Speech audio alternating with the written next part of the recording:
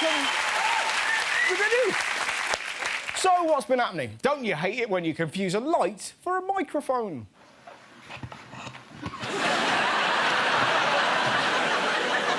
Over in America, what the hell was this sports commentator watching?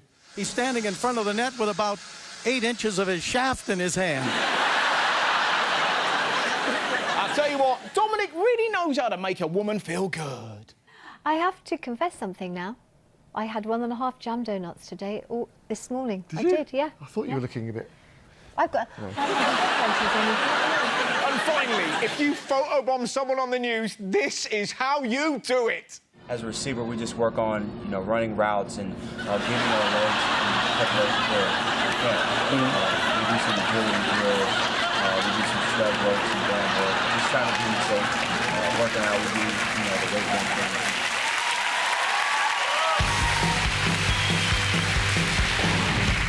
Did you hear about the latest surveillance crackdown by the government?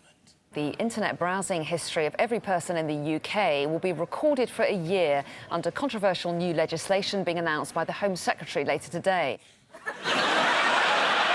The government are checking our internet history?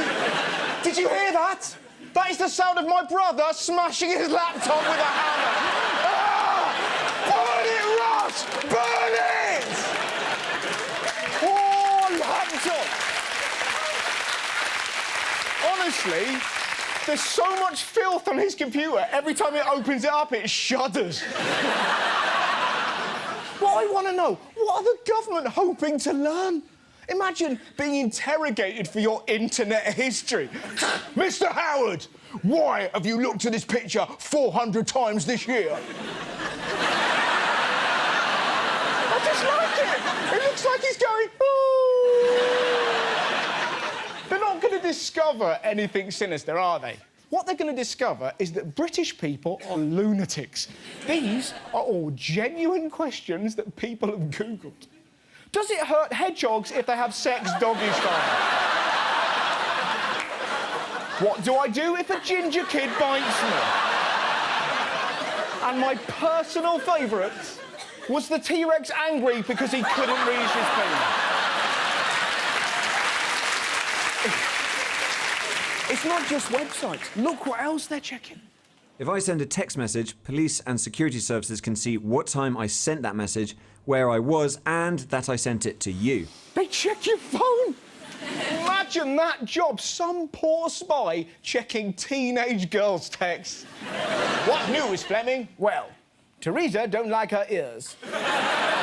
She'd be like, they totes fugly. And Nicky'd be like, sister, please, your ears is whelping. And Teresa'd be like, you just saying that. Mind you, some of the texts would be fun to read. You were so drunk last night. No, I wasn't. Mate, you ran up to a huge bloke with a beard and went, Hagrid, you're real. So, why are the government spying on us? Well, apparently, the surveillance bill is vital in the fight against terrorists. Let's be honest, the government aren't going to find terrorists. The only thing they're going to learn is that British people mostly use the internet to watch videos like this. Oh, not again. Oh, Ted. Oh.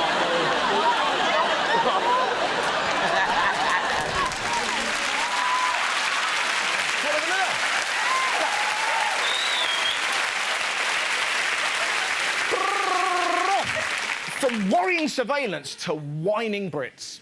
The Russian plane which crashed in Egypt may well have been brought down by a bomb. All British flights from Sharm el-Sheikh are now being suspended until a team of UK experts can assess security arrangements at that airport. Nothing's organised, nothing's structured. Well, let us know when we're going! When are we going? Idiot. Why am I still here? Because there was a bomb on a plane! What is wrong with people? Bloody Egyptians looking after me, making sure I don't blow up in the sky. It's pathetic. Did you see the way Russians reacted? Bit more stoic. So you're not worried about terrorism? No, I think that if we will down, nothing can help us. If we die, we die. The footage that really got me was this woman screaming at the British ambassador. We've been told the planes can't land. We've been told the Egyptian government are arguing with David Cameron and he's not letting any planes land. So what's the problem? You're stuttering now. He's not stuttering. You just won't let him speak. What I don't understand, don't get angry at the government when they're trying to protect you. Get angry at the government because of people like MP Philip Davies. Here is a picture of him earlier this year. I pledge to speak up for carers in Parliament. Good guy. No, here is what he did last week. He's blocked a proposed law to introduce free hospital parking for carers by speaking in the House of Commons for 93 minutes in order to use up the time allocated for the debate. What an arsehole. Carers have to pay to park at hospitals. They wanted a debate to end this bullshit, and that wanker spoke for 93 minutes, so they couldn't. Well, I think we can change that photo, don't you? I am a toad-faced hypocrite. You can disagree with it, that's fine.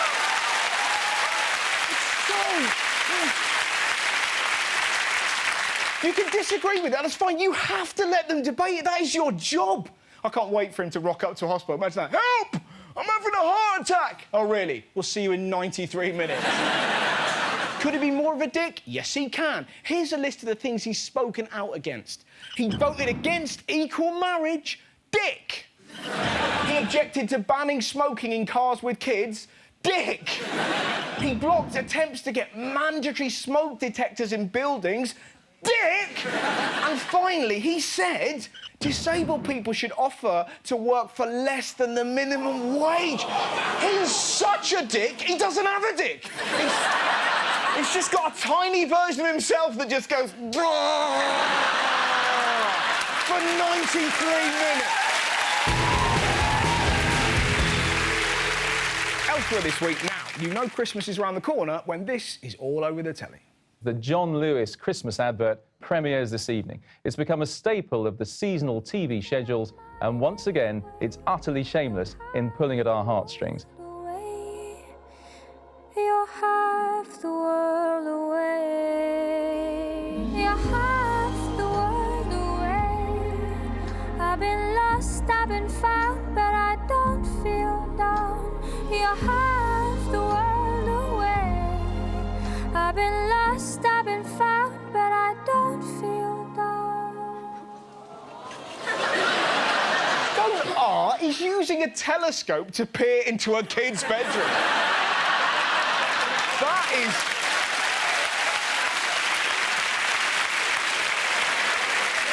That's not heartwarming, that is grooming, that's what that is. And now she's giving him a telescope. First the government are spying us, and now we've got to worry about moonjizz.com.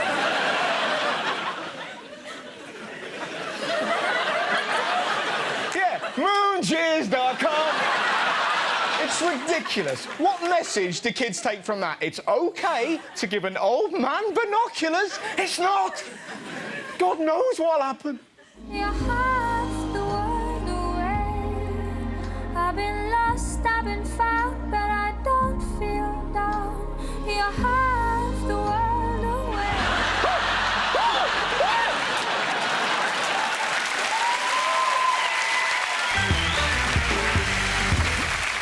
Next up, it's been a tough week for 7-year-olds. For what is already known as the most tested generation, life could be about to get even tougher.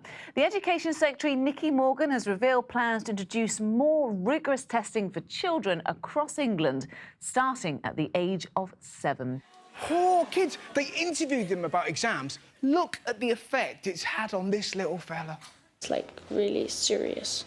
Like, it's not... Life isn't a joke. How heartbreaking is that? Life isn't a joke. That's exactly what life should be when you're 7. You should be having fun, riding your bike, jumping in puddles, feeding your dog glitter so it shits magic. When I was 7, my mate Paul farted in school assembly and went, "Pardon my ass?" I genuinely don't think I've ever laughed so much in my life. You don't need exams when you're 7. When you think about it, all you need to know who smelt it, dealt it, who denied it, supplied it, and who rhymed it, crimed it. If you're very advanced, milk, lemonade, round the corner, chocolate's made. But only for very advanced people. Now, mind you, one thing I did love about this story was this. All test scores will be sent to the government. How great is that? I love the idea that Cameron will be reading stuff like this. Bobby has 4 dimes. Amy has 30 pennies. Which child has more money? Bobby! This is the best bit. Show your thinking. Look what the kid did. I love it. It's the most wonderful thing. It could be worse, though, right? You could go to school in Hong Kong. This is nuts. Look what kids over there have to put up with. Getting into a good school can be stressful for both children and parents. It's seen as so important in Hong Kong that children like Carlson Chun here are training for their interview despite only being 2.5 years old. 2-year-olds having interviews. What do you think you can bring to the school? Sandwiches? Babies aren't ready for exams. They can buckle under the simplest of questions. Say baby. Baby. Say mama. Mama. Say dada. Dada. Say robot. It's not just changes in exams. Did you hear about the plans for school photos? A school photographer in West Sussex has outraged parents by offering to airbrush their children's pictures. Airbrush school photos? I would have loved that in my day. Look at this. Amazing. Don't applaud. I look like Harry Potter's German pen pal. Do you know that photo is all over the internet? It's even been turned into a meme, right? I didn't write this joke. Look what they've done. These glasses got me a lot of ladies. Dinner ladies. Oh, yeah, funny. So, exams, photos, anything else? Yep. Have you heard about the government's genius idea to combat child obesity? Underused firefighters should tackle child obesity because the number of fires has dropped. What? How's that going to work?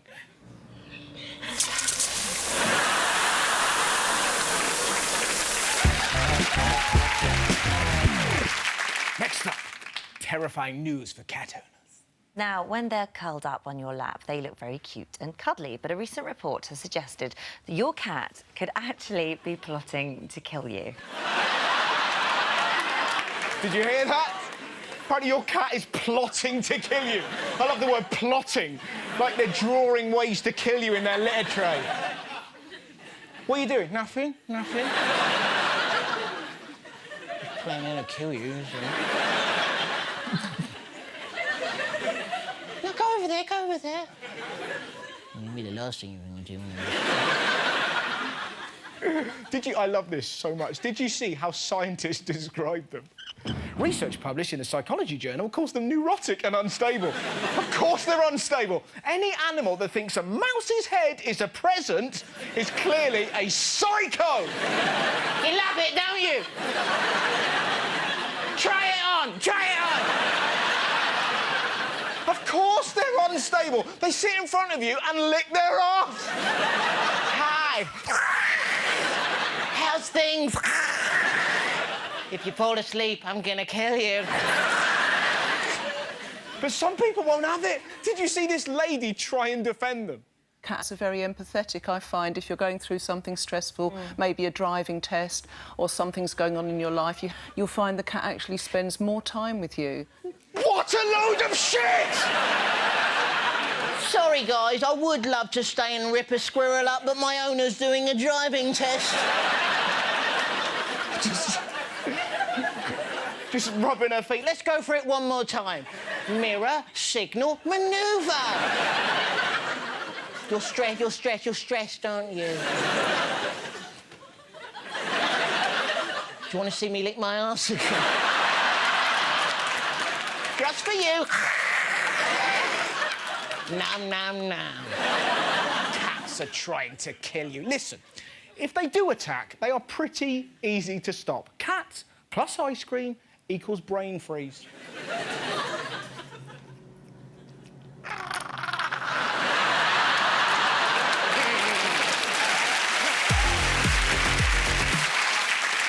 My guest tonight is probably one of the most famous astronauts in the world. He's made science exciting to an entire generation, and more than 27 million people have seen him in space singing David Bowie.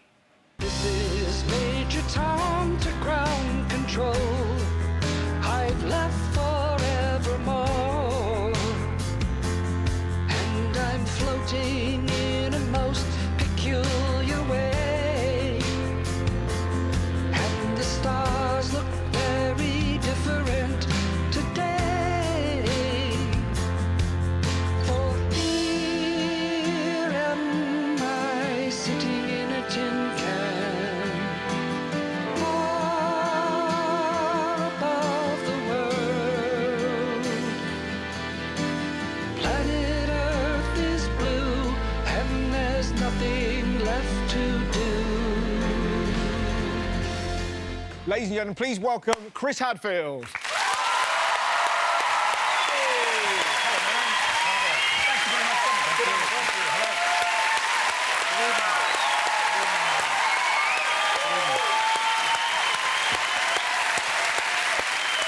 you very much for coming on the show. Thank you. Thanks. I'll say this now, you have got a firm handshake. It was good. So the first question, obviously, what's it like to be in space? Number one, it's like magic because you're weightless. Yeah. Which is, it's a superpower. You know, it is something that you've never experienced in your whole life, and the second the engines shut off, instantaneously, you are now... Shitting yourself? You are now weightless. It's like someone just tapped you on the head and said, you can fly. And so that's delightful. And then at the same time, the whole world is pouring by. You go around the whole world every hour and a half. So 16 times around the planet every day. So you're weightless, and every time you look at the window, another whole part of the world's going by. It's an intoxicating place to be. And I read some interesting things. What do you do to prepare before you go on? Because I heard some fascinating things. Well, the Russian spaceship is relatively simple. Yeah. And the WC on it is really primitive. You know, it's almost nothing. And so just before launch, just before you put on your spacesuit, you give yourself not one, but 2 enemas just before launch. Just so that you won't have to use the facilities on the way up to docking with the space station. Lying on the cold tile floor in Russian quarantine as your bowels evacuate themselves, thinking the glorious life of an astronaut here. Yeah. Well, I guess the other option is much worse. Houston, we have a floater. Exactly right. The other thing I read, but getting washed down with Russian men with alcohol, is that right? Well, one of the concerns is you don't want to bring a cold Like or a flu up to the space station. But another is, what if you've just got, say, some little bit of mold or something you brushed into on your skin? You don't want to bring any sort of skin infection up there. So after you finish with the enema, in comes a Russian technician, and he wipes your entire body down with rubbing alcohol. Right. And it's cold in Kazakhstan. So and this isn't a person you know well. So it's kind of... At that moment, presumably 5 minutes later, you know each other very well. Good mates. But yeah, presumably in that moment, there must be a part of you thinking, I'd rather have been a teacher. I read something interesting about you, if this is right, that you once discovered something strange in space. The cake. Yeah. This is an amazing story. This really freaked me out. I was the commander of the crew. Yeah. I was back digging through our pantry looking for something interesting to bring out for food. And I opened up the zipper and I'm digging away, and out next to me floats a fruitcake. And not even a professionally made fruitcake, but it looked like a fruitcake your aunt might have made and sent you. And I'm looking at this going, who ordered a fruitcake? Where did a fruitcake come from? And I was thinking, well, we'll give it a try. I put it down, unwrapped the cellophane, and I found it had a little card in it. Yeah. And it was made by Trappist monks in the Ozarks in the United States. I was thinking they had no idea where their fruitcake was going to end up. But the beauty of fruitcake, because it's preserved in a lot of rum and such, if you just Velcro it to the table, it doesn't dry out. So everybody floating by would just grab another little piece of fruitcake. It's wonderful space food. Who would have thought? I love that. How... So many things happen for a monk to make a fruitcake. One of the monks manages to sneak it onto a spacecraft, and then this is the best thing, because they're monks, they don't talk, they can't brag about it. Well, we thought we'd give them a phone call, because on the little calling card was their telephone number in the Ozarks. And we occasionally have a link from the space station where we can actually telephone down to the ground. So we thought, we'll call the monks and thank them for their...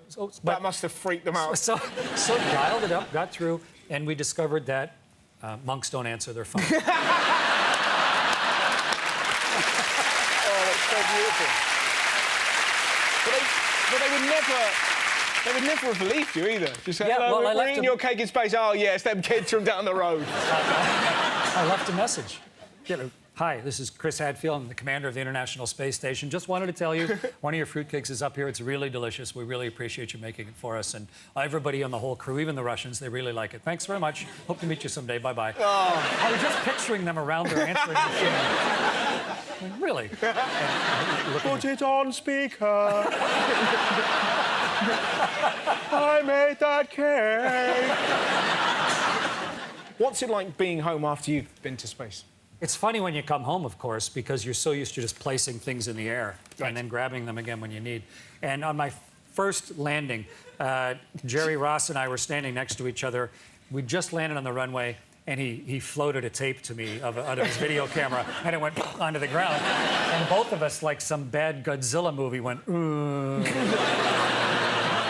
down and picked it up. We looked pathetic, and they laughed at each other. So, what's your favourite moment from being on space? What's the go-to? That was it. That was the. I've done 2 spacewalks. Yep. They're a huge amount of preparation. They're a risky thing to do. During my second space flight, we had to go outside and build some things. And it's very theoretical and years, more than a university degree of training just for the spacewalk. Wow. You get up, it takes about 4 hours to put your spacesuit on, to go through all of it. You got to get the nitrogen out of your blood and all sorts of things. But finally, the moment comes when you're in the airlock, it's all hatched, you've depressurized it down to the vacuum, the suit is inflated and dead quiet, and you grab this huge handle and spin it, and you can't hear it, even though it's a big metal thing. You clunk it up out of place, and you pull yourself out into the universe. And suddenly, the whole world is... There's nothing between you and the world but the curve of your visor. And, and you look the other way, and it's the entire universe all around you. Wow. And you're just holding on with one hand. That moment is overwhelming. Like yeah, right. It sort of puts being a turtle into perspective. Maybe a turtle that's just been chucked off Everest. They must have that similar thing of going... But yours is so much cooler. Yeah, it's... and at one point, Houston said, hey, just hold on for a few minutes. We need to think about something. So I get a moment just to think about where I am. And so I held on more and more gently till I was just holding on with my fingertips, and I got myself perfectly still, and then I just let go. Flying around the sun with the spaceship, the 2 of us, and the Earth, and just to sense what it really feels like, alone in the universe, our first steps away from home. Just a magnificent personal moment. Yeah. And so kind of an early glimpse of what that's going to feel like to have separated ourselves from the planet. Oh, man. I could talk to you all night. It's an absolute pleasure to speak to you. Thank you very much, Chris. Amazing. Ladies and gentlemen, the wonderful Chris Hadfield.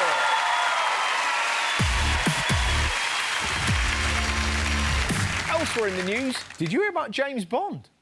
James Bond gets politically correct makeover in new novel. Bond has become a modern man. Well, that is going to change the films. He's back. Ah, martini, Mr. Bond? No, I'll have a smoothie. With a whole new outlook. Did you enjoy that? Loved it. The name's Bond. James Bond. Licence to respect. God, I love recycling. I like it.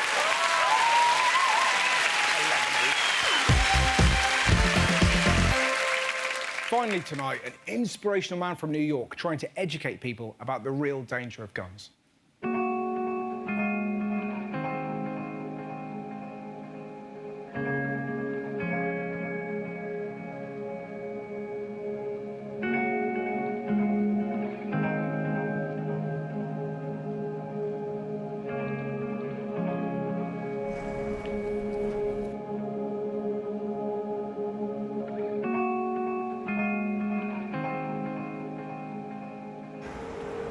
I'm pro-Second Amendment, you know, so it's like, it's kind of hard to find that around in New York City, you know? It's like I was showing your wife, you know, the first gun I showed her was this revolver. It's the easiest gun we have to use. It's, you know, it's our most popular one. It's this 22 caliber 6-inch revolver. It's also a gun that a 5-year-old found in his parents' bedroom, went down and shot his 9-month-old baby brother with it. Collectors love this one. Adam Lanza's mom had this in her collection, too. Till he took this and several other guns and killed her. They went down to Sandy Hook, killed 6 teachers and 20 innocent children. 20 little kids, gone, like that. They thought, ironically, that they were protecting their 9-month-old. She thought she was protecting her 2-year-old. 9mm semi-automatic, 40 caliber compact, 45 caliber, 9mm submachine gun, 12 gauge pump action shotgun. Why don't you have a closer look?